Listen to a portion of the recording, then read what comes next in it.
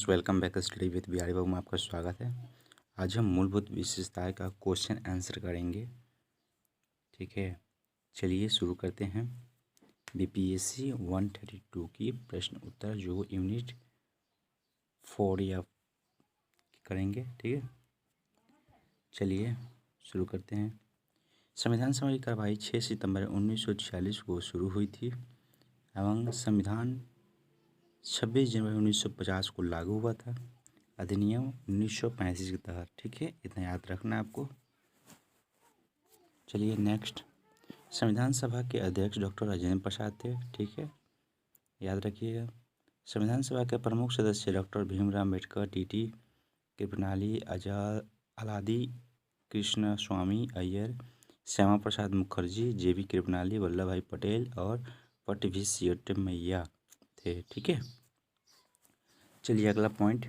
संविधान सभा में जो 381 सदस्य थे, ये सभी विभिन्न राजनीतिक दलों के प्रतिनिधि थे। ठीक है, जो क्षेत्रीय पार्टी वहाँ पर थे उनके से बिलोंग करते थे। ठीक है, चलिए नेक्स्ट क्वेश्चन। सभी समितियों में सबसे प्रमुख समिति क्या था? प्रमुख समिति थी। ठीक है, प्रमुख समिति जिसके अध्यक्ष डॉक्टर भीमराव अम्बेडकर थे। ठीक है, चलिए अगला पॉइंट। कौन संशोधनों के पश्चात 26 नवंबर 1949 को संविधान पर हस्ताक्षर किए गए? पूछ दिया कब किया गया, तो 26 जनवरी 1949 को। ठीक है, चलिए नेक्स्ट क्वेश्चन। 1975 में सिक्किम को भारतीय संघ में शामिल किया गया। ठीक है, इसको याद रखना है आपको। चलिए अगला क्वेश्चन।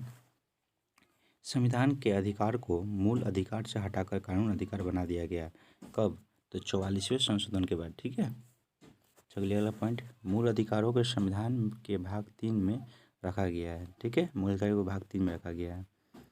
चलिए अगला पॉइंट। संसद के दोनों सदन राज्य विधानसभा के सदस्य एकल हस्ताक्षरीय मत के द्वारा राष्ट्रपति का चुनाव करते हैं। ठीक है, किस तरह चुनाव करते हैं? एकल हस्ताक्षरीय मत। ठीक है, राष्ट्रपति का चुनाव होता है। चलिए नेक्स्ट पॉइंट।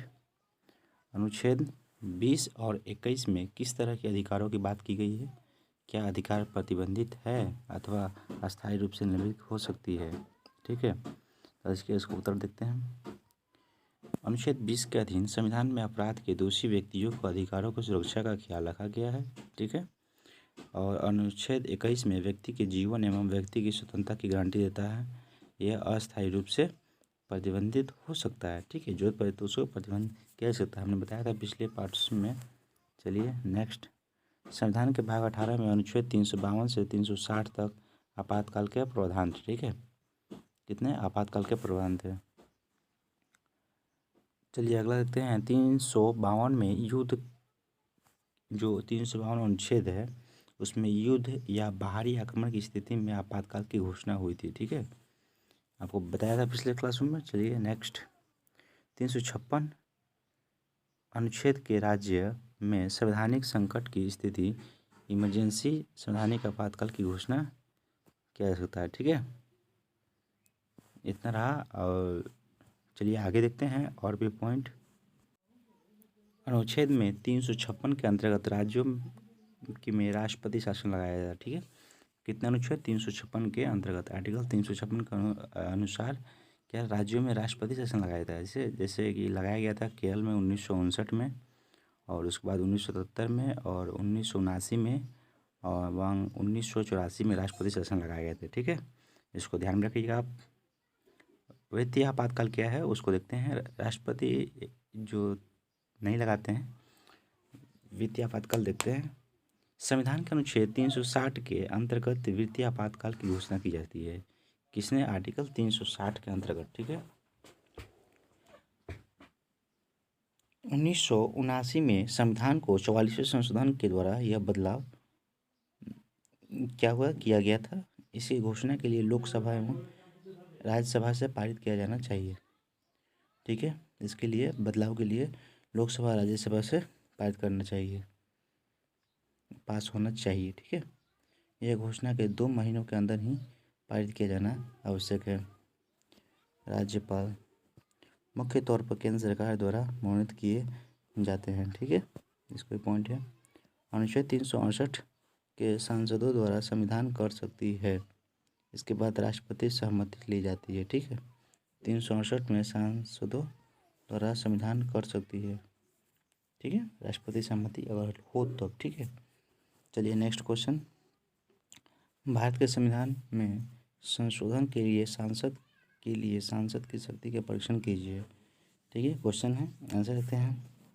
सांसद कुछ अनुच्छेदों को संशोधन कर सकता है साधारण बहुमत से, लेकिन बहुत से अनुच्छेद को संशोधन के लिए 2/3 उपस्थित सदस्यों के मत और सहमति के साथ साथ राष्ट्रपति की सहमति होती है। इससे इनमें से कुछ को अलग से कम आधे राज्यों का विधानसभा की सहमति होनी चाहिए। ठीक है, जो सिंपल मेजॉरिटी होता है उससे पास होता है, लेकिन कई कई क्या होता है कि उसे 2/3 वोट भी चाहिए। ठीक है, मत चाहिए और सहमति चाहिए राष्ट्रपति का। ठीक है, इसको ध्यान रखिएगा, नोट कर लीजिएगा।